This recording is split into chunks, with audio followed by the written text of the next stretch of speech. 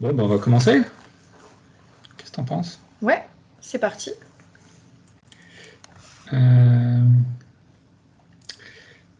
Bon, alors, le piégeage photographique. Alors, le piégeage photographique, il part d'un constat, c'est que c'est difficile d'observer les mammifères. Je ne sais pas si vous avez déjà essayé d'observer les mammifères, mais souvent, ça demande beaucoup de temps et de patience. Alors, pourquoi? Parce qu'en fait, les mammifères, ils ont tendance à éviter les humains, ils sont très craintifs. Ils ont des sens très développés, une ouïe très fine, avec souvent des grandes oreilles, et un odorat puissant. Ils n'ont pas forcément une très bonne vue, mais par contre, ils ont souvent une vue qui est très sensible au mouvement, ce qui leur permet de détecter rapidement des potentiels dangers. Et donc, pour éviter l'homme, ils ont des stratégies de fuite et d'évitement, ce qui fait qu'on ne les voit pas beaucoup. Ensuite, l'autre problème de l'observation des mammifères, c'est que la plupart du temps, ils sont très sensibles au dérangement. Donc la fuite, elle est coûteuse en énergie parce qu'ils se mettent à courir très vite. Et en plus, si vraiment ils ressentent un fort danger, ils peuvent abandonner leur territoire, voire leurs jeunes. Donc c'est très problématique pour eux. Et il y a des périodes critiques pour ça, c'est notamment l'hiver, quand il y a beaucoup de neige. Donc la fuite est encore plus coûteuse en énergie.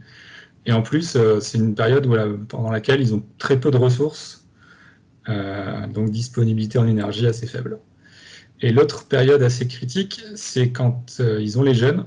Donc là, ils sont encore plus sur leur garde. Et tout dérangement peut avoir des conséquences fâcheuses pour les jeunes. Donc, comme j'ai dit tout à l'heure, il peut y avoir un abandon et donc mortalité plus importante chez les jeunes.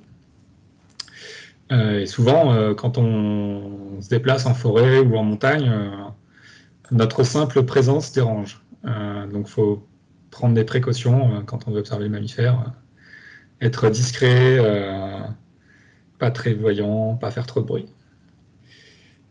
Voilà. L'autre problème, c'est qu'il y a certains mammifères qui ont des domaines vitaux vraiment très vastes. On peut citer le cas du lynx qui, chez les mâles, peut atteindre 400 km². Et donc, sur un territoire, enfin, un domaine vital de 400 km², la probabilité qu'on rencontre ce lynx, elle est vraiment très faible. Donc, l'observation du lynx est particulièrement difficile, même si c'est pas un animal très craintif quand on le croise. Ceux qui ont la chance de le croiser, a priori, il va pas s'enfuir, il va rester là, mais c'est vraiment très rare.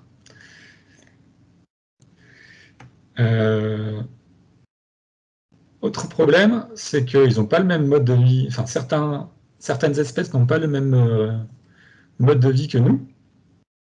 Donc, certaines espèces sont très nocturnes. On peut citer par exemple la genette. Alors, rares sont les personnes qui ont pu observer la genette en vrai, parce que c'est un animal qui est vraiment très nocturne.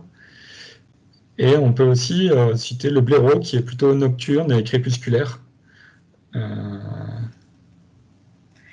J'ai une petite question à vous poser, du coup, comme ça on va vous faire un peu participer aussi. N'hésitez pas à intervenir de temps en temps, comme ça reste dynamique. Est-ce que vous savez pourquoi les mammifères sont plutôt nocturnes? Est-ce que vous avez une idée?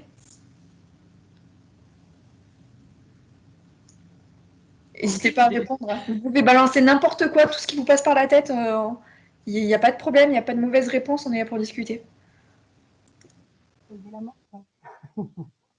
Par contre, Laura, si tu parles, crie dans ton micro, s'il te plaît. Allô, allô. Non, je rigole. Déjà, il y a certains mammifères qui ont un mode de vie plus nocturne parce que ils sont adaptés aux humains aussi, qui pouvaient les déranger en journée. Ouais, bah, c'était Vraiment castor, mais en fait, c'était exactement ça que je voulais, ok. en fait vous faire venir là-dessus. En fait, c'est les activités humaines qui sont assez dérangeantes, où ils ont peur. Donc, ce que disait Vianney tout à l'heure, c'est la fuite. Il y a, on va dire, diverses activités, notamment la chasse. Il y a aussi tout ce qui est nos déplacements, en fait. Et c'est pour ça que les animaux se sont adaptés pour être plutôt, en fait, au lieu d'être diurnes, d'avoir une vie active la journée, ils se sont adaptés un petit peu à nos horaires, notamment les horaires de bureau, donc avec nos déplacements. Et donc, ils sortent donc, le matin avant que nous, on aille au travail et le soir après qu'on soit rentré du boulot. Et ça concerne quelles espèces, par exemple? Ben, le renard, par exemple, il est en vrai, il n'est pas spécialement nocturne ou crépusculaire. Dans les coins où il est tranquille, dans les grandes forêts ou en montagne, dans les endroits assez reculés, on peut le croiser en pleine journée. D'ailleurs, on le voit avec les pièges photos, on verra plus tard, mais il a tout à fait une activité diurne quand il n'est pas dérangé. Quand il a des petits. En ce moment, vous pouvez en voir plein parce qu'ils sont en train de nourrir les jeunes, donc ils sont hyper actifs. Oui, il y a aussi ça. Et donc, comme les mammifères sont très difficiles à observer, il y a une solution, c'est faire des observations indirectes avec le piège photo. Alors, quand on recherche des infos sur Internet, sur le piège photo, on trouve aussi d'autres termes. On trouve caméra automatique, caméra phonique, en anglais trail camera, et aussi caméra de chasse, parce que les chasseurs utilisent aussi beaucoup ce type de matériel.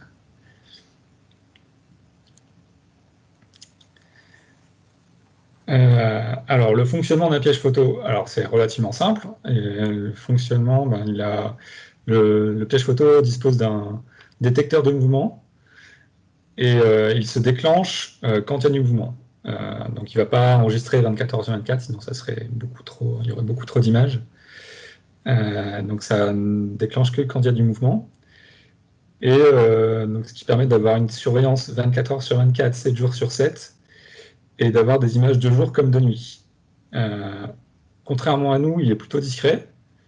Donc c'est une observation qui a une approche très peu intrusive.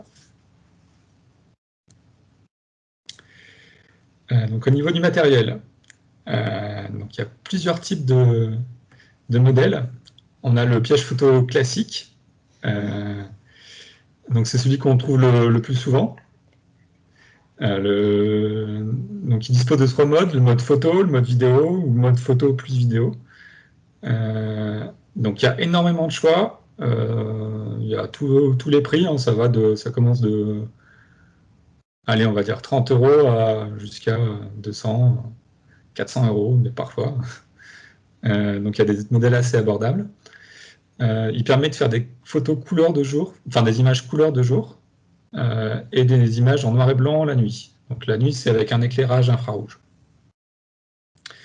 Alors par contre, il faut faire attention parce qu'il y a des modèles qui sont vraiment de très mauvaise qualité. On verra après les critères qu'il faut regarder pour faire son choix. Mais on peut être vite déçu si on achète sans trop faire attention. Donc voilà. Dans un but de ne pas acheter du matériel dont on va se débarrasser rapidement, dans un but écologique, il vaut mieux bien se renseigner avant de faire un achat. Ensuite, on va dire une amélioration de ce piège photo-là, c'est le piège photo connecté. Donc c'est à peu près la même chose, sauf qu'en plus, les images peuvent être envoyées en direct via MMS ou email. Donc ça nécessite une carte SIM avec donc prépayé ou un forfait avec de la data. Donc c'est généralement beaucoup plus cher ces pièges photos-là. Ça se décharge plus vite, forcément, parce qu'il y a une communication. Par contre, ça peut être utile dans les secteurs difficiles d'accès. Donc ça évite de se rendre sur place, enfin de passer beaucoup de temps à se rendre sur place Donc voilà, c'est un modèle qui est intéressant. Mais ce n'est pas le genre de modèle qu'on achète pour débuter. Ensuite, on a un troisième type de piège photo, c'est le piège photo avec flash. Alors donc ça, c'est plutôt qu'avoir un éclairage infrarouge, on a un flash qui permet d'avoir des photos couleur de nuit. Ce qui fait qu'on a une bonne qualité d'image la nuit. Alors l'inconvénient, c'est que parfois, il n'y a pas de mode vidéo sur ces modèles-là. Et c'est aussi très cher, hein, c'est souvent plus de 200 €. Par contre, avantage, c'est que comme la qualité d'image est excellente souvent, ça permet d'avoir beaucoup de détails sur l'animal et de repérer certains critères et de pouvoir identifier les individus. C'est intéressant par exemple pour le lynx, pour suivre les déplacements d'un individu en particulier. Donc on utilise les taches qu'il y a sur le corps du lynx, qui sont uniques, qui sont propres à chaque individu, un peu comme dans nos empreintes digitales. Et donc sur les photos couleurs de nuit, on peut mieux les identifier. Et donc là, à droite, vous avez un exemple de photo couleur de nuit du chacal doré qui a été pris par Christophe Gilles de la FNE. Donc les caractéristiques importantes à regarder quand on fait un achat. Alors le tout premier, pour moi c'est le plus important, c'est l'angle de prise de vue. Donc vous avez des modèles grand angle, souvent c'est 120, 130 degrés. Ça permet de faire des plans larges, et souvent c'est les modèles c'est les plus répandus, ceux-là. Ils sont beaucoup plus polyvalents, on peut les utiliser un peu partout. Ils s'adaptent bien à n'importe quelle situation. Et donc si vous cherchez à acheter un piège photo, c'est ce type de piège photo-là qu'il faut prendre en priorité. Ensuite, vous avez des pièges photo avec des angles de prise de vue plus resserrés. Donc souvent, c'est entre 70 et 90 degrés. Donc c'est parfois utile quand on veut surveiller une zone qui est restreinte, par exemple un passage étroit ou quelque chose comme ça, ou alors une zone qui est distante, parce que ça zoome un peu plus et du coup ça permet de poser le piège photo un peu plus loin de la zone à surveiller. Par contre, c'est inadapté à beaucoup de situations parce que quand vous le mettez par exemple au bord d'un chemin, et souvent l'animal il passe beaucoup trop près et beaucoup trop vite. Et il reste très peu de temps dans l'angle de prise de vue, et donc on le voit pas très bien. Et donc c'est réservé à un usage plus spécifique. Donc faites bien attention à ça. Soyez conscient de ces limitations-là. Alors, autre critère important, c'est la vitesse de déclenchement. Donc la vitesse de déclenchement, c'est le temps entre la détection par le capteur de mouvement et le moment où il va commencer à prendre des images. Donc en dessous de 0,2 secondes, c'est plutôt bien comme vitesse de déclenchement. Et parfois on en trouve avec des vitesses de plus de 0,5 secondes. Et ça, c'est pas terrible parce que souvent, quand l'animal il se déplace assez vite, soit on va voir juste le bout de la queue de l'animal, soit on va rien voir du tout. Et c'est très frustrant comme image. Et donc, il faut regarder les caractéristiques données par le constructeur, mais il faut aussi les prendre avec des pincettes parce qu'il y en a qui, clairement, ils survendent un peu leur matériel, et ça, en réalité, c'est un peu en deçà des prétentions affichées. Donc il vaut mieux se fier aux tests des utilisateurs, à leurs commentaires, plutôt qu'au constructeur lui-même. La résolution. Alors la résolution, pour moi, c'est pas un critère très important, parce que la plupart des modèles maintenant, ils font au moins 15 mégapixels en photo et 1080p en vidéo, et c'est amplement suffisant pour pour les besoins du piégeage photo. De toute façon, les capteurs, ils ne sont pas d'excellente qualité. Vous n'aurez pas les images que vous aurez avec un appareil photo classique.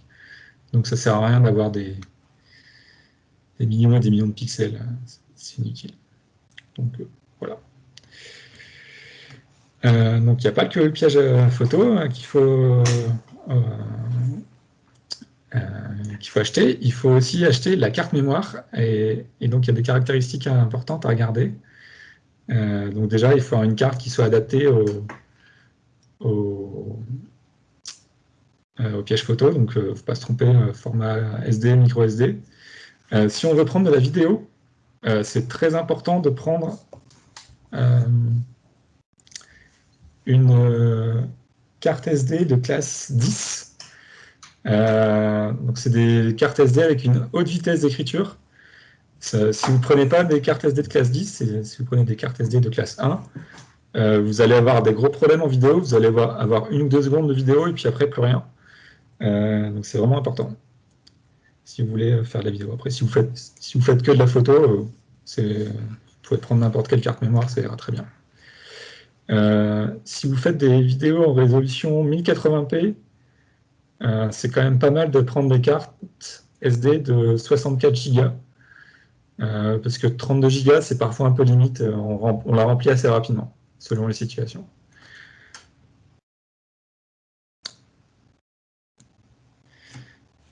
Ensuite, l'alimentation. Alors, pile rechargeable, fortement recommandée, parce que vous allez, si vous mettez au piège photo, vous allez en passer des piles, et donc c'est vachement plus éco-responsable de prendre des piles rechargeables. Donc il y a différentes capacités. Prenez des capacités importantes, comme 2800 mAh. Ça, c'est très bien comme pile. Et avec ça, vous aurez une autonomie entre 1 et 3 mois. Alors, ça dépend de l'activité et des températures. Donc, s'il y a beaucoup d'animaux qui passent devant, forcément, ça va se décharger plus vite. Et il faut savoir aussi que le froid, ça use les piles beaucoup plus vite. Donc, en hiver, c'est un problème. Il faut prévoir un remplacement assez régulier des piles. Et donc, quand vous achetez des piles, vous pouvez prendre des piles au lithium, c'est plus cher, mais ça résiste mieux au froid. C'est comme vous voulez.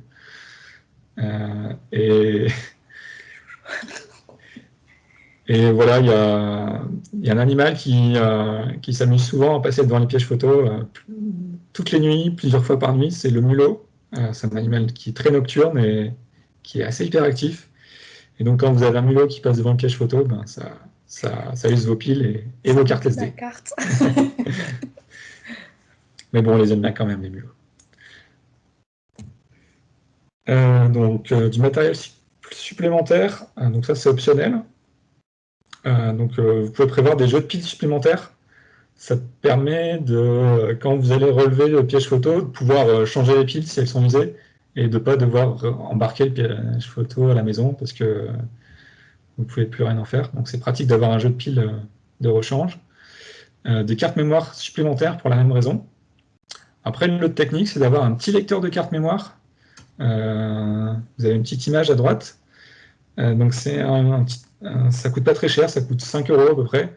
Et vous pouvez le brancher sur votre téléphone et après transférer les images sur votre téléphone, puis remettre la carte dans le piège photo, ce qui fait que vous n'avez pas besoin d'avoir des cartes mémoire supplémentaires. Donc ça, c'est matériel optionnel, mais c'est quand même très très pratique, très recommandé. Ensuite, pour diverses raisons, il faut sécuriser, on en parlera plus tard, mais le matériel, c'est...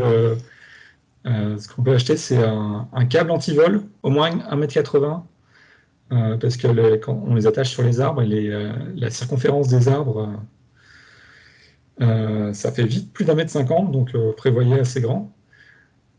Et un petit cadenas. Alors attention, quand on achète un piège photo, il vaut mieux prendre un piège photo qui accepte des cadenas. Donc vous voyez le petit rond là, sur le côté, qui permet de glisser un cadenas. Tous les pièges photos ne l'ont pas, donc faites attention à ça aussi. Et enfin, certains modèles, souvent les modèles haut de gamme, proposent en option un caisson anti-vol. Alors, c'est beaucoup plus sûr, par contre, c'est plus cher. Et il faut bien faire attention d'acheter un caisson qui soit compatible avec notre modèle de piège photo. Et ensuite, ça c'est une activité réglementée, et donc je vais passer la parole à Delphine, qui va nous parler de la réglementation. Ouais, alors on va un petit peu se tirer les cheveux avec moi. C'est un petit peu moins cool ce que je vais vous parler, mais en fait c'est nécessaire. À l'heure actuelle, en fait, le piégeage photo, c'est une pratique qui est assez nouvelle, on va dire, qui se démocratise petit à petit, puisqu'il y a de plus en plus de monde qui en fait. Donc, je suis allée me renseigner, en fait, au niveau de la loi, savoir un petit peu ce qui se passait. Alors, il y a plusieurs endroits où on peut s'informer. Donc, Légifrance, c'est vraiment là où on a tous les textes de loi, où on peut savoir un petit peu ce qui se passe, la DREAL, la DDT et l'OFB. Et en fait, il n'y a pas vraiment de loi qui soit spécifique au piégeage photo, parce que c'est encore un peu trop jeune. Mais par contre, il y a quand même un encadrement, donc il y a quand même des règles qu'il faut suivre, et donc qu'on va vous expliquer maintenant. Voilà, alors dans les règles à suivre, donc ça c'est un texte que j'ai trouvé qui a été fait par l'ONCFS à l'époque, donc l'OFB maintenant, qui date de 2015. Donc il y a potentiellement des choses qui ont changé, mais on n'en a pas entendu parler. En tout cas, nous, on n'est pas, enfin, on n'en a pas entendu plus parler. Donc pour le moment, on va dire que ça s'applique toujours. Il faut savoir que quand on est sur sa propriété privée, donc imaginez, vous avez votre terrain, vous voulez mettre un piège photo, mais en fait, il n'y a pas de contrainte particulière, vous pouvez le faire. Mais par contre, vous ne devez pas filmer autre chose que votre domaine privé, c'est-à-dire que votre caméra, vous allez la tourner vers votre domaine, dans votre domaine, pas vers l'extérieur. Donc là, pas de souci, vous faites un peu comme vous voulez. Après, sur des territoires qui peuvent être loués, ça peut être par exemple les chasseurs qui louent des territoires, ça peut être des associations qui louent des territoires. Voilà, donc ça peut être dans le cadre de la LPO, bien sûr, avec des terrains qui sont loués. Il faut faire une demande en fait auprès du propriétaire. Donc ça c'est obligé en fait de la faire cette demande parce que il y a une atteinte à son intimité et à celle de ses proches. Donc là, c'est vraiment, c'est, j'allais dire, vraiment réglementé. Voilà, c'est la vie privée des autres. On n'a pas le droit de faire n'importe quoi non plus. Donc, on doit demander l'accord au propriétaire pour pouvoir poser son piège photo. Après, il y a une autre catégorie encore. C'est quand vous êtes sur du domaine privé des personnes publiques. Alors, qu'est-ce que c'est le domaine privé des personnes publiques? Est-ce que quelqu'un a une idée? Est-ce que ça vous parle ou pas du tout?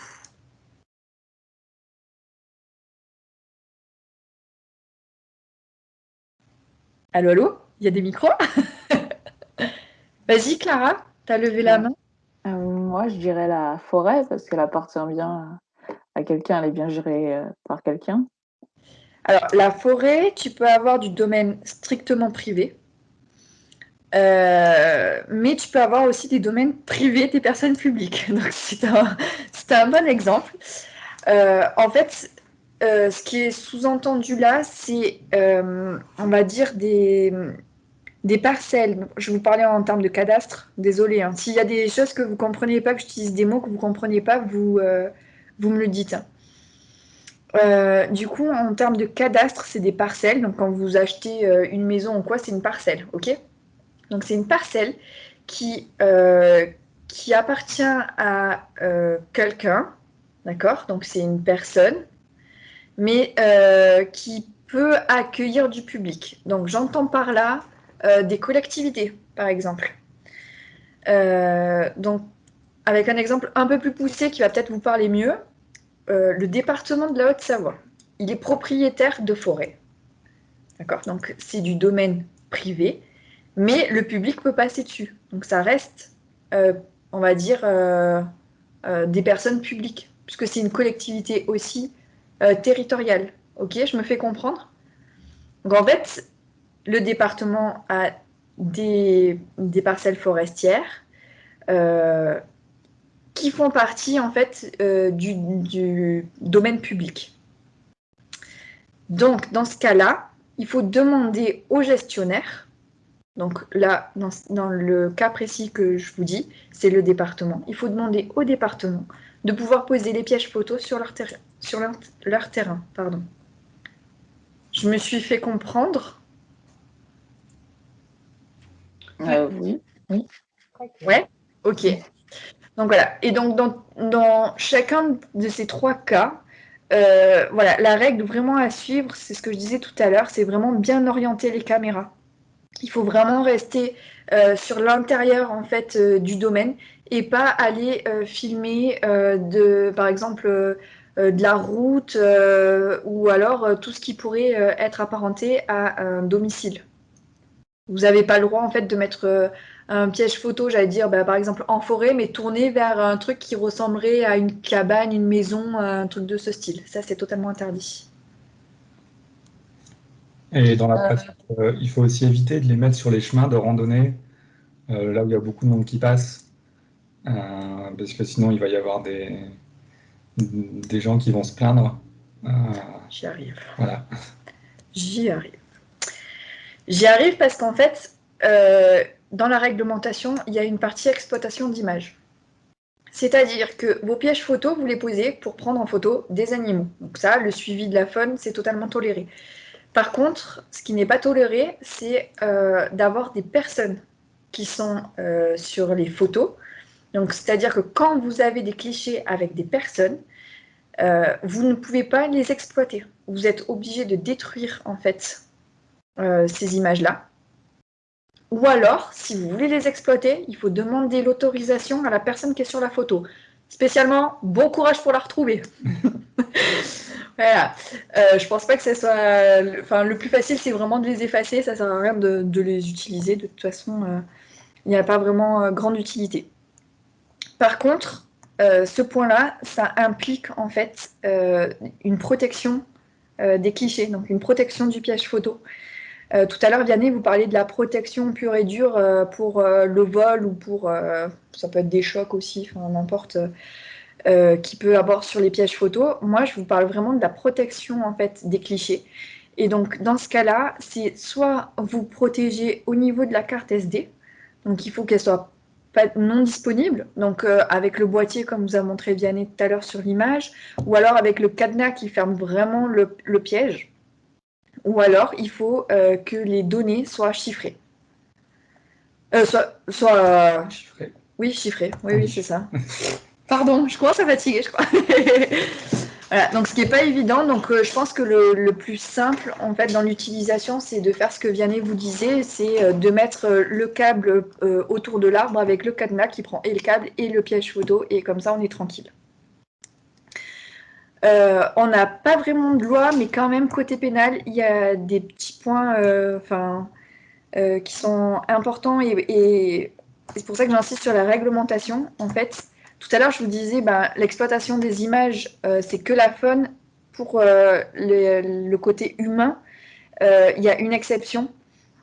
C'est-à-dire que si, grâce à vos pièges photos, vous constatez une infraction, vous allez pouvoir utiliser l'image ou la vidéo en fait de cette infraction-là, mais ça c'est compris comme un témoignage visuel en fait. Donc ça peut aider les enquêteurs, mais ça ne peut pas être utilisé autrement en fait. C'est pas ça qui va être préjudiciable à la personne. C'est vraiment pour aider les enquêteurs pour que eux retrouvent la personne. Et après c'est si vous-même en fait vous êtes en infraction sur les règles en fait qu'on vient de citer. Il faut savoir que vous êtes passible d'1 an d'emprisonnement et de 45 000 euros d'amende. Et tout ça, c'est détaillé dans l'article 226-1 du Code pénal. Donc quand même, on ne fait pas n'importe quoi avec nos pièges photos. Maintenant, on va entamer la partie un peu plus sympa, on va Voilà. dire. Où poser les pièges photos? Est-ce que parmi vous, il y en a qui utilisent des pièges photos déjà ou pas? Ou c'est une première, vous découvrez un petit peu en fait ce qu'on vous raconte? Ouais, moi, je découvre complètement. Ok. Ah, il y a des personnes en moins. Ok.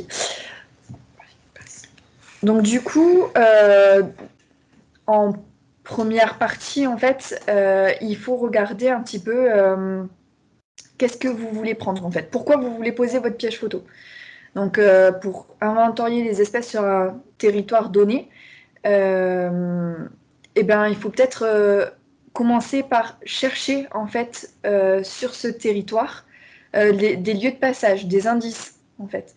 Donc vous allez chercher des empreintes, vous pouvez chercher ce qu'on appelle des fesses, donc les crottes en général, des coulées. Les coulées, c'est les sentiers de faune. Voilà. En forêt, ça se voit assez vite, j'allais dire. Enfin, il faut choper le coup d'œil, mais ça se fait assez facilement. Vous allez voir qu'il y a un endroit, c'est assez emprunté. Ben voilà, c'est par là que les animaux passent, parce qu'ils aiment bien se faciliter la vie. Ils passent assez souvent par les mêmes chemins. Et vous pouvez aussi également, comme indice, avoir des terriers. Mais par contre, dans ce cas-là, il faudra faire attention. Comme disait Vianney tout à l'heure, en fait, sur les terriers, ça peut être du dérangement, donc On y reviendra. faut pas faire n'importe quoi. Allez. Donc, la deuxième utilisation du piège photo, c'est si vous cherchez une espèce en particulier. Et donc là, vous allez rechercher un secteur intéressant. Et donc là, ça dépend vraiment de l'espèce. On ne va pas chercher un lynx au même endroit qu'une fouine ou un truc comme ça. Donc, il faut se renseigner sur l'habitat, chercher un secteur adéquat et accessible aussi, parce qu'il y a pas mal de secteurs qui sont difficilement accessibles pour les humains, ou en tout cas, c'est un peu dangereux. Et donc, ce qu'on conseille, c'est de faire de la recherche avec des outils cartographiques. Donc, vous avez les cartes IGN qui sont intéressantes, vous avez un peu de façon assez imprécise, mais les différents types de milieux, forêt, montagne, etc., avec le relief. Vous avez Géoportail, où vous avez aussi les cartes IGN, plus d'autres couches intéressantes, notamment les vues satellites. Ensuite, sur le terrain, vous avez l'application Iphigénie, qui est bien aussi, qui permet d'avoir les cartes IGN directement sur votre téléphone. Et ensuite, il faut se renseigner sur l'espèce, notamment son aire de répartition. Alors pour ça, vous avez différentes sources, hein. Vous pouvez aller sur les différents sites du réseau Visionature, comme Faune France, haute-savoie.lpo.fr, qui proposent des cartes de répartition. Et également l'Atlas des mammifères de Rhône-Alpes, qui se base à peu près sur les mêmes données. Et donc, ce qui est intéressant quand même, c'est d'aller chercher les espèces là où on les a pas encore trouvées ou très peu vues. Parce que aller chercher une espèce là où on sait qu'elle est présente, c'est quand même moins intéressant. Donc, il vaut mieux se situer en limite de répartition. C'est là que les données ont plus de sens, ont plus d'intérêt. Alors, après, sur le terrain, il y a différents types d'endroits qui sont intéressants pour poser des pièges photos. Donc, on a ce qu'on peut appeler entre guillemets des autoroutes à faune. C'est là où les animaux passent très régulièrement. Donc, Delphine parlait des coulées. On peut citer aussi les anciennes pistes forestières. Donc, c'est les pistes qui ont été créées pour aller couper du bois en forêt et pour faire passer les machines. Et ensuite, qui ont été abandonnées. Et on voit que la végétation commence à repousser sur ces pistes-là. Et généralement, elles ne sont pas indiquées sur les cartes, celles-là.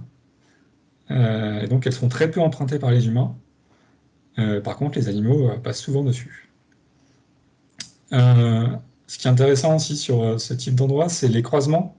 Quand vous avez deux coulées qui se croisent ou deux pistes qui se croisent, et ben forcément, vous avez 2 fois plus de chances d'avoir des observations parce que vous allez avoir les animaux qui passent sur une piste et sur l'autre. Et ensuite, de façon plus précise, il faut regarder les lieux de marquage. Donc là où les animaux urinent ou font leur crotte, ou se frottent parfois aussi. Et donc ça peut être souvent des tas de pierres, des rochers assez plats. Typiquement pour le renard, il fait ses crottes sur des rochers assez plats sur les chemins, ou au pied des gros arbres aussi. Voilà. Autre emplacement intéressant, c'est quand on a des goulots d'étranglement. Alors en fait, c'est là où c'est des passages que les animaux sont obligés d'emprunter pour contourner les obstacles. Par exemple, si vous avez une barre rocheuse et à côté un arbre couché et qu'il y a un petit espace entre les deux, et ben, l'animal il va être forcé de passer entre les deux, et donc c'est là que c'est intéressant de mettre le piège photo. Donc comme obstacle, on a les barres rocheuses, les pentes très raides, les arbres couchés, les grillages, les cours d'eau. Typiquement, un passage à faune qui sont construits sous ou au-dessus des routes, ça c'est typiquement des endroits qui sont intéressants parce que les animaux, ils ont que ce passage-là pour aller d'un secteur à un autre. Des fois, vous avez des bois morts aussi, enfin des gros arbres qui sont en travers de ruisseaux, de rivières. C'est pas mal aussi de les poser à cet endroit-là parce que les animaux qui veulent traverser vont forcément passer en fait sur ce tronc d'arbre. Il y a un internaute qui avait posté une vidéo de son piège photo qu'il avait laissé pendant 1 an à proximité d'un ruisseau où il y avait un tronc qui enjambait le ruisseau. Et c'est assez impressionnant toutes les espèces qui passent juste sur ce petit tronc d'arbre. Ouais, ça se retrouve facilement sur Internet. Si vous tombez dessus, c'est vraiment intéressant.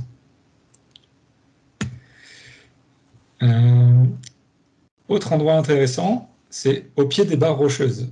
Alors en fait, les animaux, quand ils veulent se déplacer en montagne, quand ils veulent prendre de l'altitude ou au contraire redescendre, souvent ils se retrouvent confrontés à une barre rocheuse et donc ils sont obligés de la suivre jusqu'à ce qu'ils trouvent un passage pour la franchir. Et donc il y a tout un tas d'animaux qui apprécient ce genre d'endroit. Donc forcément il y a les chamois, c'est leur milieu de prédilection. Le lynx aussi adore ce genre d'endroit parce qu'il va se retrouver en haut d'une pente et il va pouvoir dominer son environnement et donc repérer ses proies plus facilement. Mais c'est aussi des lieux où on trouve beaucoup de chevreuils, de renards, de blaireaux, etc.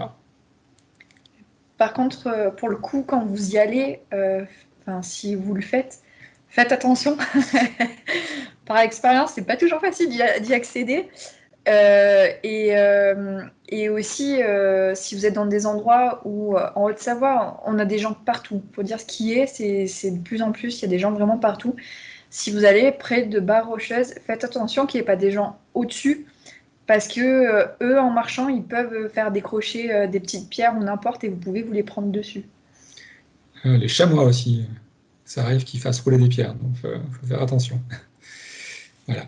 Donc les barres rocheuses, c'est assez facile à repérer sur les cartes IGN, elles sont bien indiquées, hein, les falaises et les traits hachurés, là, c'est des barres rocheuses. Attends, est-ce qu'on voit ta souris? Oui. Est-ce que vous voyez la souris? Oui, oui. Là, par exemple, c'est une barre rocheuse. Voilà, ça c'est une petite barre rocheuse, et à côté, c'est plutôt des grandes falaises. Voilà. Et on voit que souvent, il y a des grandes pentes en dessous des barres rocheuses. Donc, voilà, faire attention.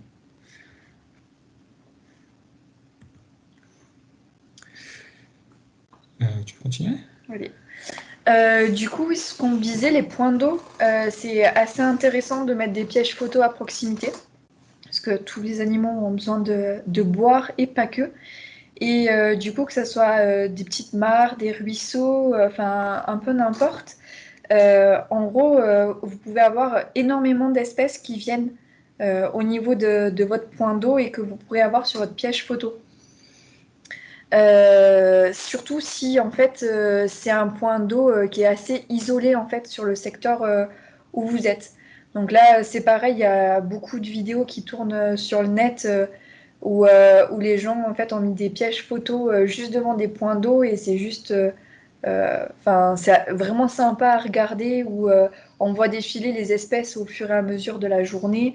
Il y en a qui ont des rituels donc qui viennent à certaines heures et pas d'autres. Et en fait, ça peut tourner comme ça toute la journée. Il y en a, si le point d'eau il est assez grand, ils peuvent venir prendre des bains. Je pense notamment au sanglier qui des fois se met en plein milieu et prend des bains. Et vous avez un petit peu de tout et pas forcément que des mammifères. Vous pouvez aussi avoir euh, des autres animaux qui sont sympas, assez cool à observer. Il y en a même qui créent des points d'eau spécifiquement pour ça. Donc si c'est bien fait, c'est pas forcément une mauvaise idée parce que du coup, ça fait un point d'eau où les animaux peuvent s'abreuver et ça peut même faire office de mare pour les amphibiens. Donc c'est intéressant.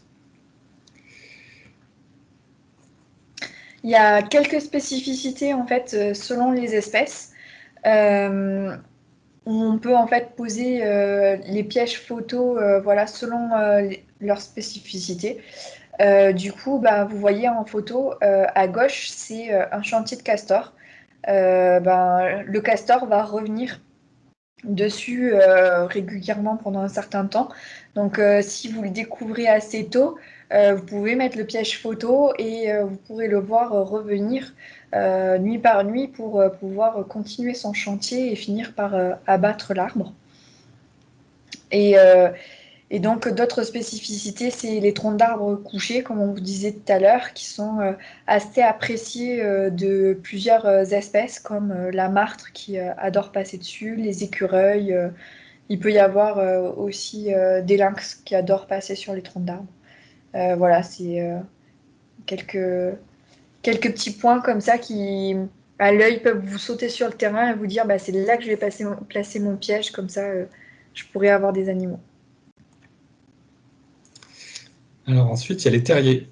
Alors quand vous trouvez un terrier, ça peut être très intéressant de placer un piège photo devant parce que ça permet de savoir qui habite dedans et aussi d'avoir des observations intéressantes. Par contre, vraiment faites attention parce que ça peut causer un dérangement. Même en dehors de la pose de piège photo, hein, quand vous voyez un terrier, il ne faut pas faire trop de bruit, il ne faut pas trop s'attarder autour, sinon l'animal va vous repérer s'il est dedans. Pour les pièges photos, il vaut mieux aller les poser ou les relever de préférence en milieu de journée, là où ils sont le moins actifs. Ne pas s'y rendre trop fréquemment. Et donc le risque, c'est que le terrier soit abandonné par l'animal s'il s'est senti dérangé par la présence des humains. Et c'est particulièrement problématique en période de reproduction quand ils ont les jeunes, puisqu'un un renard qui va abandonner son terrier, et ben, il va déplacer ses jeunes un par un d'un terrier à l'autre, et d'un terrier à l'autre. Et donc c'est une opération extrêmement délicate pour lui, parce qu'il peut en perdre en cours de route. Ça demande d'aller les laisser sans surveillance. Donc c'est vraiment ouais, c'est un gros dérangement. Donc prudence quand on pose des pièges photos proches de terriers. Voilà. Et donc à droite, vous pouvez voir une observation intéressante. C'est le même terrier, euh, observé à la même période, et on voit qu'il y a une cohabitation renard-blaireau dans le même terrier. Donc ça arrive, c'est même assez fréquent, et souvent ils cohabitent sans problème. Ils se tolèrent assez bien. Il peut y avoir assez rarement des heurts quand ils ont leur jeunes, mais souvent Ça se Ouais, passe bien. ils se remettent en place un petit peu. Ils disent non, non, mais là, ce côté du terrier, c'est le mien, c'est pas le tien. Et puis après, c'est reparti pour la cohabitation, quoi. C'est ça. Souvent, c'est le renard qui est squatteur, hein. Quand il trouve un terrier, il va pas s'embêter à en créer un lui-même, il va l'utiliser. Après, vous avez aussi les carcasses. Si vous trouvez un animal qui est mort assez frais, j'allais dire, parce que si vous trouvez que des os, ça sert à rien. Mais s'il est mort assez récemment, c'est intéressant de poser le piège photo à proximité pour l'avoir vraiment dans le cadre et voir un petit peu tous les prédateurs qui peuvent passer, tous les prédateurs et les charognards qui peuvent passer en fait sur le cadavre, voilà, pour venir se nourrir. On peut voir un peu un ordre, on peut voir enfin, plein d'espèces. C'est assez sympa à voir et puis savoir aussi que bah, du coup l'animal il est pas mort pour rien. Euh, donc voilà. Et en plus, vous pouvez, j'allais dire, vous amuser à essayer de savoir comment il est mort, s'il est prédaté, essayer d'identifier quelle espèce l'a tué. Et voilà, si vous avez des doutes ou quoi que ce soit, le piège photo, ça vous permet aussi de confirmer vos doutes et de retrouver quel prédateur a pu faire cette attaque-là. Typiquement, le lynx, il peut chasser, il n'est pas charognard du tout. Par contre, quand il va chasser une proie, souvent les chevreuils ou les chamois, et ben, il va en consommer un tout petit peu, et après il va cacher sa proie, souvent là où il y a de la végétation assez dense, voire même il va l'enterrer un petit peu en mettant des, euh, des feuilles mortes dessus. Euh, et donc, voilà, si vous trouvez ça, ben, c'est vraiment intéressant de poser le piège photo à côté pour confirmer que c'est bien un lynx qui a prédaté le chevreuil. Du coup, pour le lynx, ce qui est reconnaissable, c'est qu'il y a deux crocs en mode vampire au niveau de la gorge. Donc ça, c'est pas forcément hyper visible. Mais par contre, quand il attaque sa nourriture, donc quand il commence à consommer sa proie, il va commencer par le cuisseau, donc au niveau de l'arrière-train. Et en fait, il va remonter, donc retourner la peau telle une chaussette et remonter au fur et à mesure vers la tête de l'animal.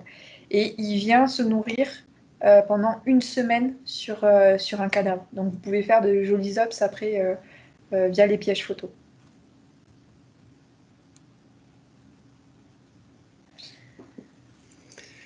Ensuite, pour les emplacements, il faut penser à s'écarter des endroits fréquentés par les humains. Les bipèdes, c'est le plus dangereux. Voilà, c'est ce qu'on veut éviter. Et il faut savoir qu'il y a des variations saisonnières. En fonction, il y a des endroits qui seront très peu fréquentés une partie de l'année, et par contre, une autre partie de l'année, vous allez avoir du monde. Typiquement, en période de chasse, vous allez avoir des chasseurs qui vont un peu partout. L'automne, il y a souvent beaucoup de cueilleurs de champignons. Après, il y a des coins qui sont plus fréquentés l'hiver pour les randonnées hivernales, et au contraire d'autres qui sont plus fréquentés l'été. Donc, il faut penser à ça. Et donc, pour deux raisons. Donc, déjà, respect de la vie privée, éviter de filmer des personnes qui n'ont pas envie d'être filmées. Et aussi, il ne faut pas négliger le risque de vol, dégradation. Typiquement, il y a eu le cas avec la FNE qui avait eu un projet d'étudier la faune sur là où il y a eu un projet d'autoroute. Et ben, ils ont eu de nombreux vols de pièges photos. Et ça les a un peu gênés. C'est l'autoroute qui paye. Voilà. Bon, pas financièrement, mais plutôt sur les pertes de données. Et oui, selon le matériel qu'on a pris, ça peut coûter assez cher aussi. Oui, parce C'est un peu que désagréable. dans l'exemple qui vous donne Vianney, en fait, c'était un projet avec l'autoroute FNE. Ils étaient en train d'étudier les traversées en fait des animaux pour essayer de voir où est-ce qu'ils allaient mettre un passage à faune. Donc, pour étudier les traversées, ils faisaient du relevé d'empreintes et tout ça, et donc ils mettaient des pièges photos. Donc les pièges photos étaient payés par l'autoroute. L'autoroute, c'est bon, ils ont des sous, c'est pas bien grave, ils mettaient des sous dans le matos, ils achetaient pas des petits pièges photos. Mais voilà, c'est vraiment le fait de se faire voler les données, en fait, et de ne pas pouvoir étudier vraiment l'information qu'on cherche, qui est embêtante dans ce cas-là. Donc il y a toujours des risques et il faut le prendre en compte. Donc la pause. Alors, il faut choisir son support. Euh, on vous a beaucoup parlé d'arbres parce que c'est ce qu'on utilise, on va dire, le plus souvent. Il faut choisir un arbre qui est quand même, j'allais dire, vivant pour qu'il tienne le coup. En tout cas, solide. Voilà, solide, qui se couche pas à la moindre, au moindre vent, on va dire. Donc ça, c'est un premier support. Il peut y en avoir d'autres, hein. Des fois, on peut le mettre sur un tas de pierres. Enfin voilà, ça peut être différent. Mais voilà, trouver en fait un endroit où, une fois que vous avez ciblé en fait ce que vous vouliez prendre en photo ou en vidéo, trouver ce qui est à proximité, qui peut vraiment vous servir de support et qui soit stable. Après, il faut que vous arriviez à gérer la hauteur. Donc, la hauteur, on est plutôt en général sur de la hauteur de bassin. Alors, sur les photos, vous voyez, Vianney, il est, j'allais dire, un peu au-dessus du genou, mais Vianney, c'est un gars qui est assez grand. Donc, forcément, lui, ça lui arrive, j'allais dire, au-dessus du genou. Moi qui suis plus petite, en général, c'est au niveau de ma taille, du bassin.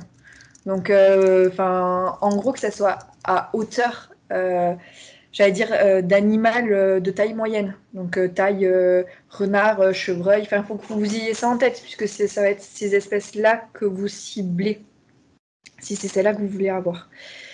Et puis après, il faut avoir l'orientation, en fait.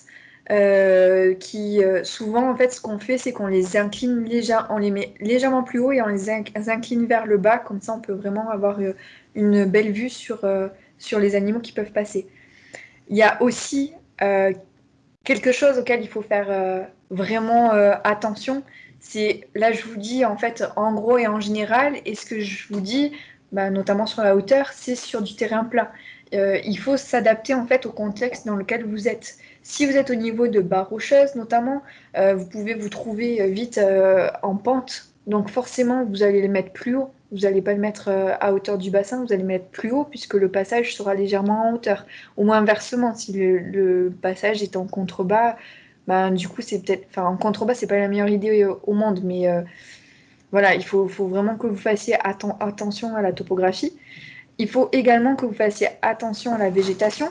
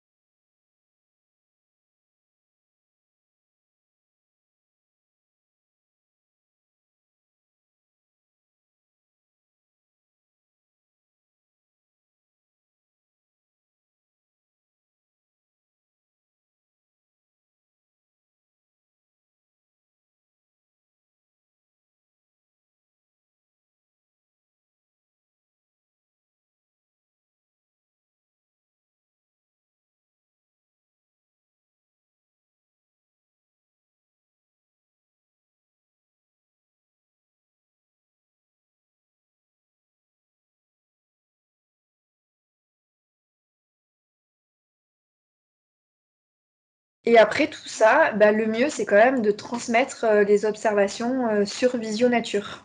Puisqu'on ne fait pas tout ça que pour le plaisir, on participe aussi à plein de choses. Donc, pouvoir transmettre ces données sur Visionature va aider.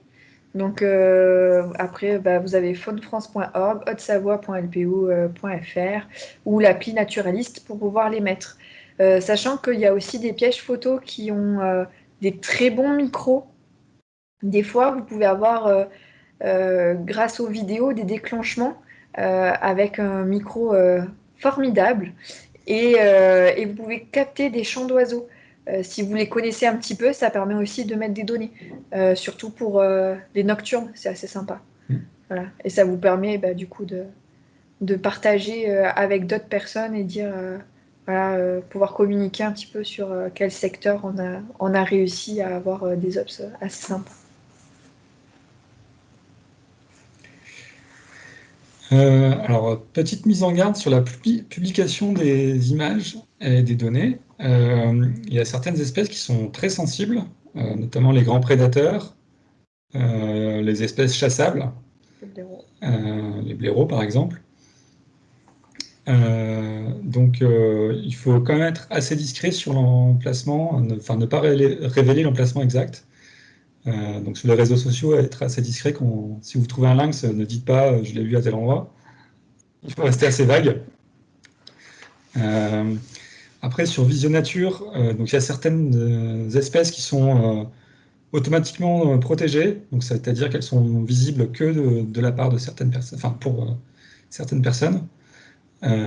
Et d'autres, comme les blaireaux et les renards, il faut cocher à la main pour masquer l'observation. Donc faites-le si vous craignez que l'animal en question soit dérangé.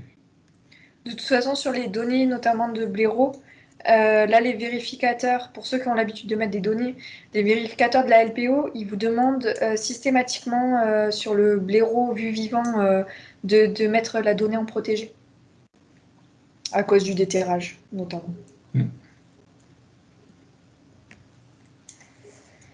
Puis du coup, vos données, elles peuvent être utilisées après dans le cadre de sciences participatives. C'est-à-dire que grâce à vos résultats, on peut recenser les populations, on peut voir leur aire de répartition et notamment l'évolution, puisque le but de la LPO et d'autres associations comme FNE qui est cité ici, c'est de conserver les populations, de voir croître en fait ces populations et continuer à se disperser. Donc là, on a le cas du lynx qui nous permet, en fait, grâce aux observations qui sont transmises, de voir l'aire de répartition s'accroître.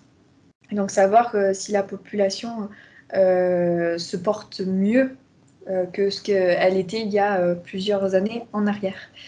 Ça permet en fait d'alimenter les cartos, notamment pour l'Atlas des mammifères Rhône-Alpes.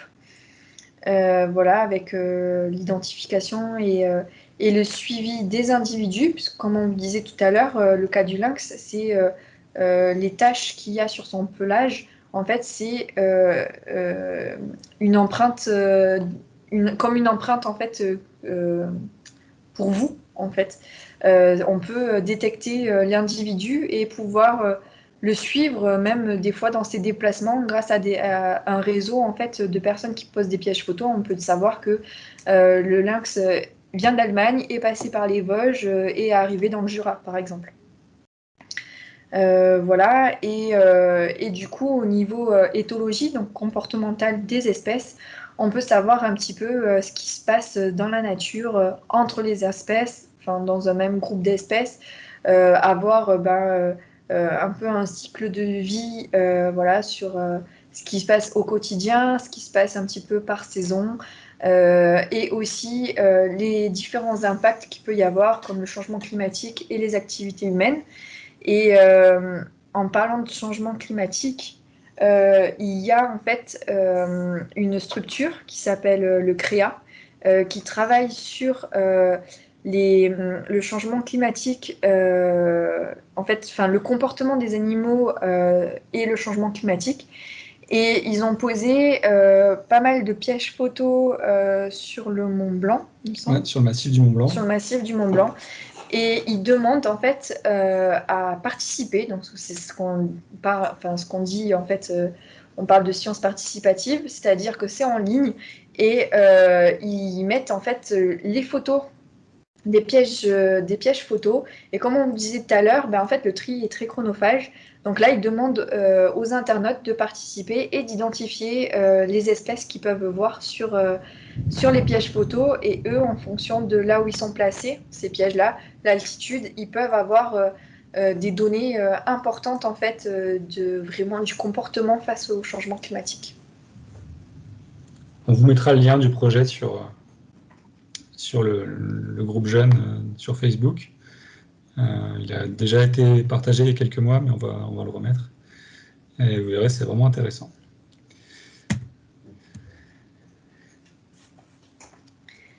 Oui, et du coup, on en arrive un petit peu, parce que là, on vous parle de pièges photo depuis maintenant plus d'une heure.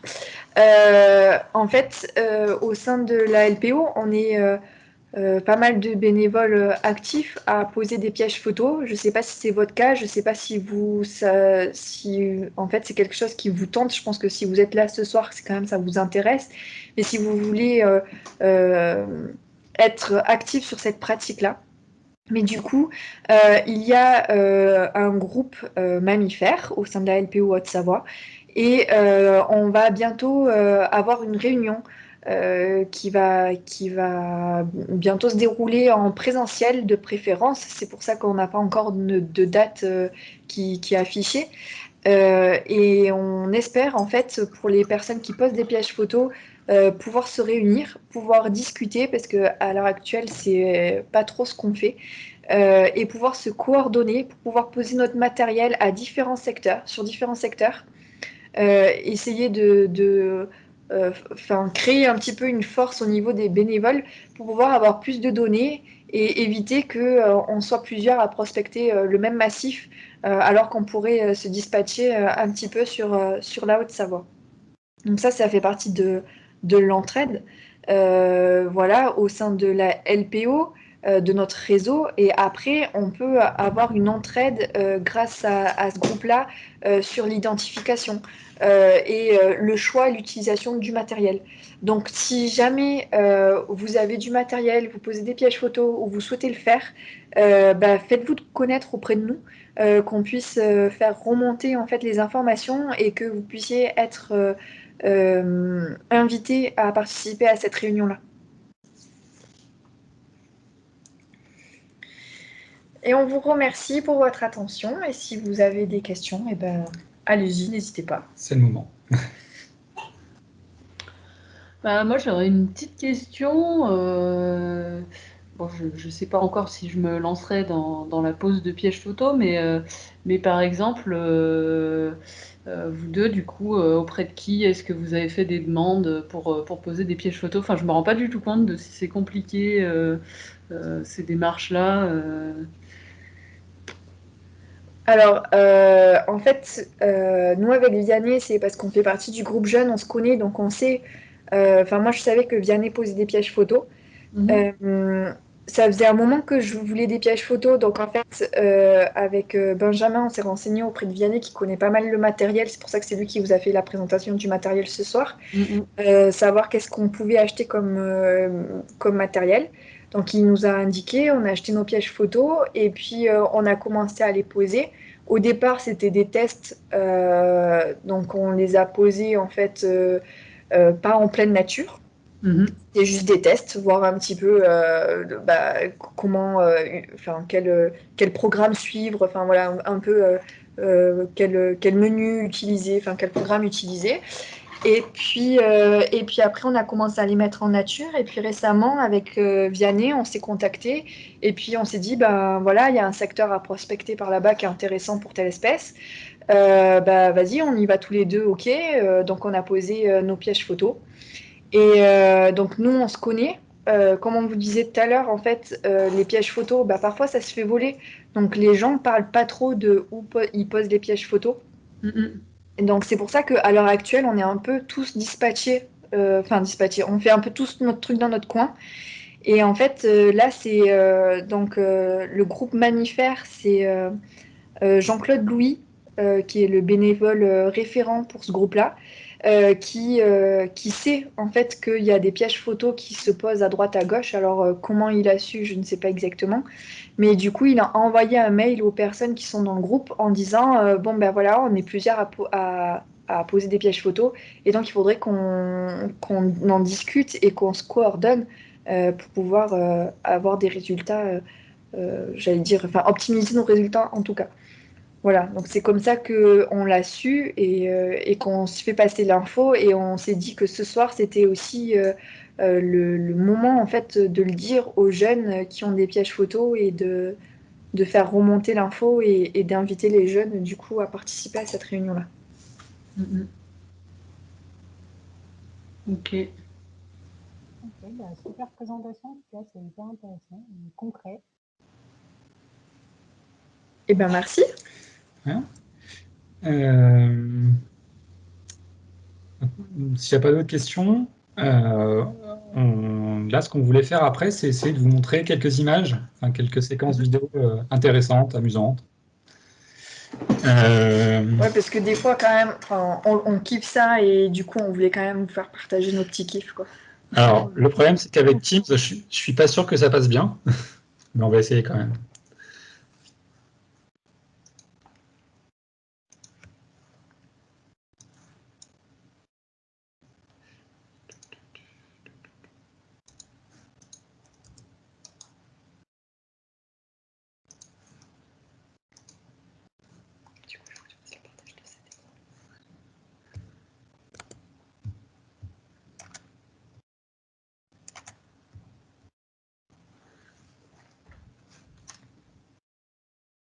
Alors attendez, hein, parce que du coup on a du méga matos là, donc faut changer juste d'écran. Alors, est-ce que ça marche? On va essayer sur Teams et si ça marche pas, on va tenter autre chose. Est-ce que vous voyez tous l'image là sur votre écran? Oui, on voit une image, mais Oui, oui, moi je vois. Pour l'instant, c'est fixe. Je ne sais pas si ça va être fluide, on verra.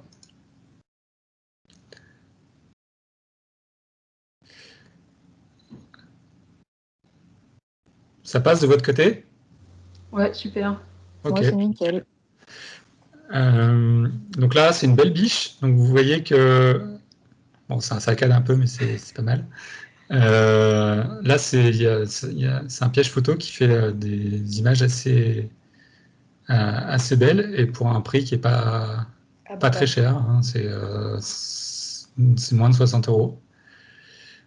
Donc là, c'est deux blaireaux et on voit que il y en a un qui est plus petit que l'autre, c'est un jeune. Donc ça a été pris tout récemment, là, il y a un mois à peu près. Et donc les pièges photos permettent de voir à peu près un peu l'émancipation des jeunes. Donc là, il commence à bien s'éloigner du terrier. Petit blaireautin.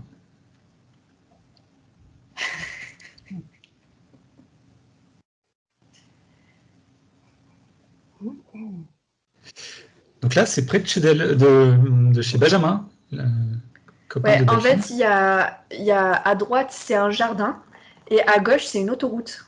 Donc, c'était en fait des vidéos pour tester et voilà, on a eu des surprises. Donc, comme quoi, même en milieu fortement anthropisé, on voit des choses.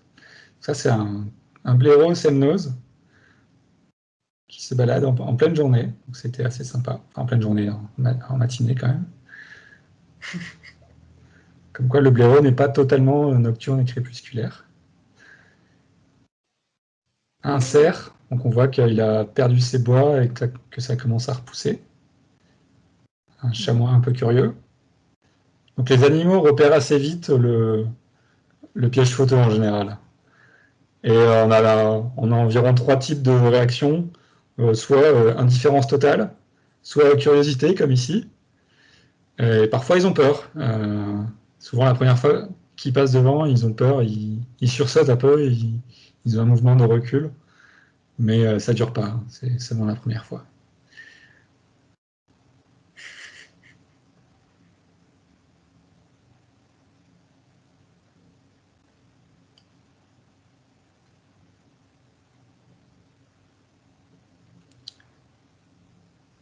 là, c'était un couloir rocheux, donc barre rocheuse à droite, et il y avait une forte pente, enfin barre rocheuse à gauche, et une forte pente à droite. Et donc c'était un goulot d'étranglement.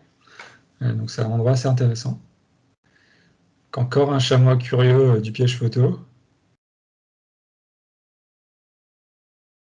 Du coup, vous pouvez voir bien des détails en fait sur le chamois.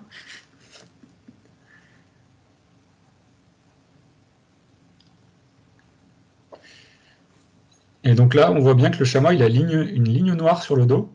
Ça, c'est un critère intéressant parce que parfois, on n'a que l'arrière-train et on hésite entre un chevreuil et un chamois. Et la ligne noire, c'est un bon critère pour la distinguer du chevreuil. Donc là, hop, je vais repasser la vidéo parce que c'était très rapide.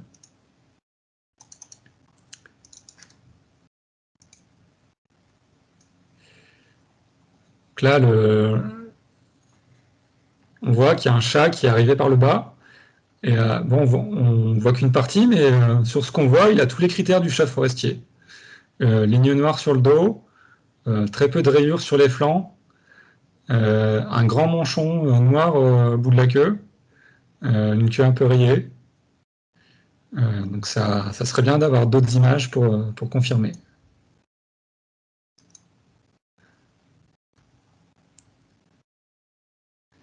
Chevreuil qui est en train de muer.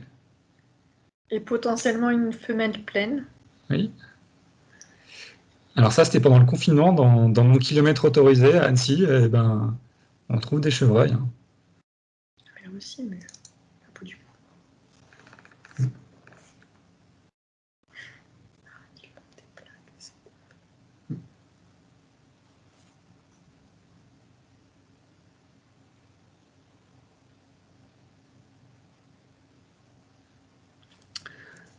Alors, le piège photo, ça sert aussi à observer les animaux domestiques. Là, c'est en pleine forêt au Semnoz, et on voit qu'il y a 2 chiens qui se baladent. Ça, c'est aussi le genre d'observation qu'il faut signaler sur Faune France, parce que s'il y a beaucoup de chiens qui se baladent comme ça en pleine nature, bah, c'est un problème, ça fait des dérangements, voire même des attaques sur les troupeaux. Et donc, c'est bien de le savoir. Donc, n'hésitez pas à noter aussi les animaux domestiques. Hein, quand vous voyez des chats ou des chiens errants, il faut les noter. Donc là, je vais faire une petite pause. Est-ce que vous avez reconnu cet animal? Bon, j'ai donné la réponse. Ils n'ont pas eu le temps de voir. Hop.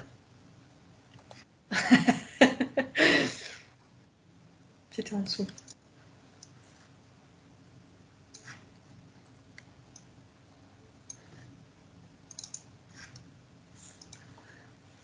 Il y a Clara qui a levé la main. Moi, je suis pas sûre, mais ça ressemble un peu à une martre. Ça ressemble beaucoup à une martre, en effet. Avec quoi on peut la confondre, la martre?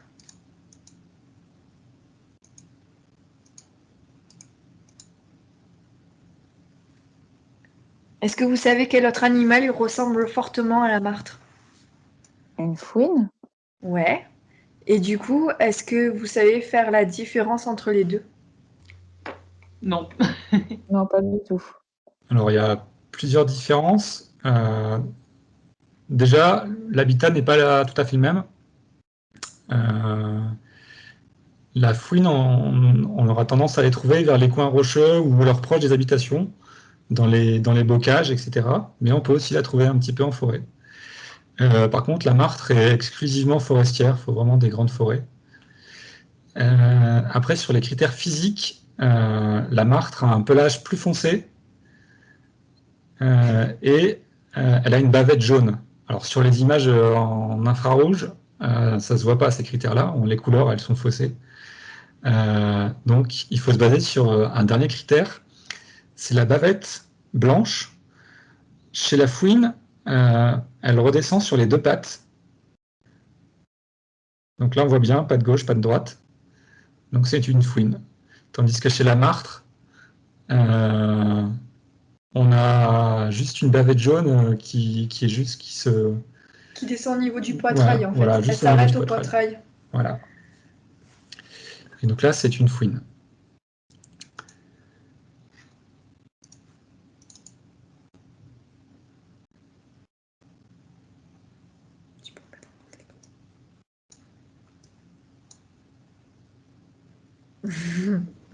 Loupé. Donc là, on a un lynx. Donc il est passé, là c'est un piège photo assez médiocre. Il a déclenché tardivement. Donc on n'a que la fin du passage. Mais bon, on peut quand même voir que c'est un lynx, hein, il n'y a pas de doute. Petite queue avec un manchon noir. Il est tacheté.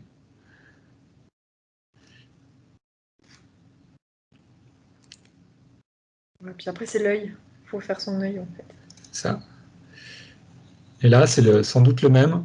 C'est à peu près le même endroit. Et donc là, pas de doute que c'est un lynx, hein. On voit bien les pinceaux sur Les oreilles. les oreilles, le ventre tacheté. Et donc avec ces images, j'ai pu les transmettre à des personnes qui travaillent au réseau Loup Lynx. Et ils ont pu identifier ce lynx. Et donc c'était un lynx qui était déjà connu. Et le problème qu'il y a, c'est que on n'a que des photos droites, enfin de son flanc droit, et pas de son flanc gauche. Et à contrario, on a un autre lynx où ils ont que des photos de son flanc gauche, et on se demande si c'est pas le même. Et donc pour le lynx, ce qui est intéressant, c'est si on dispose de plusieurs pièges photos, c'est d'en mettre un dans un sens et un dans l'autre, histoire d'avoir les deux côtés et de pouvoir avoir les deux flancs de l'animal et pour enrichir la base de connaissances des individus. C'est ce qu'ils ont fait en fait dans le Jura, pour ceux qui s'intéresseraient un peu à l'espèce. Dans le Jura, en fait, il y a eu pas mal de pièges photos de posés parce qu'ils essayaient de recenser un petit peu l'état de la population. Et du coup, ils ont posé des pièges photos l'un en face de l'autre, en fait, sur les sentiers pour capter les deux côtés des individus qui traversaient, enfin qui passaient par là, et pouvoir les identifier. On va revenir sur les martres et les fouines. Donc là, c'est une martre. On le voit bien parce qu'elle a la bavette est assez jaune. Donc ça descend un peu sur les pattes, mais souvent c'est très irrégulier, contrairement à la fouine. Et il se trouve que c'est exactement au même endroit, en fait, que la fouine de tout à l'heure. Donc on voit que les deux espèces cohabitent sur le même territoire. Donc il faut quand même se méfier avec le critère de l'habitat. Donc là, on a des mouflons dans les Bauges. Donc la présence de mouflons est intéressante pour le loup, parce que le loup est un grand prédateur des mouflons.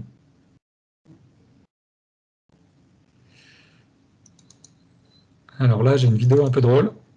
Donc c'est Jojo le mulot qui passe toutes les nuits devant le piège photo. Je vous remets les images.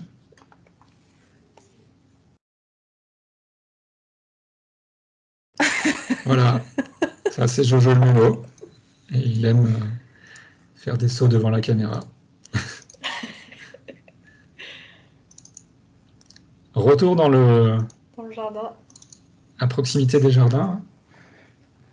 Donc on avait un blaireau tout à l'heure, maintenant on a un renard.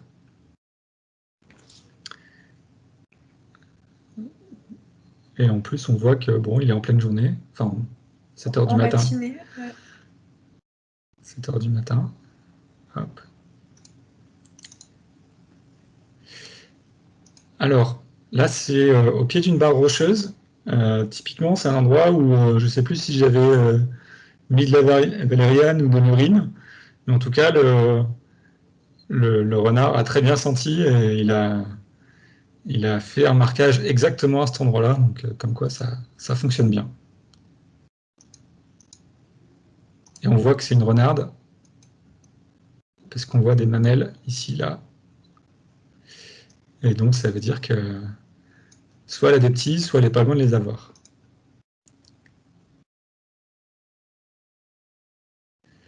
un autre renard, assez curieux, qui a visiblement repéré le piège photo.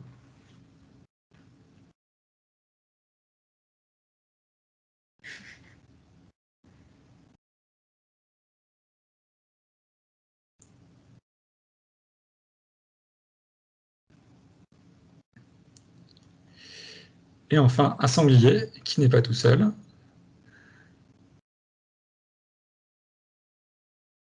Donc c'est forcément une semelle sanglier avec ses petits marcassins.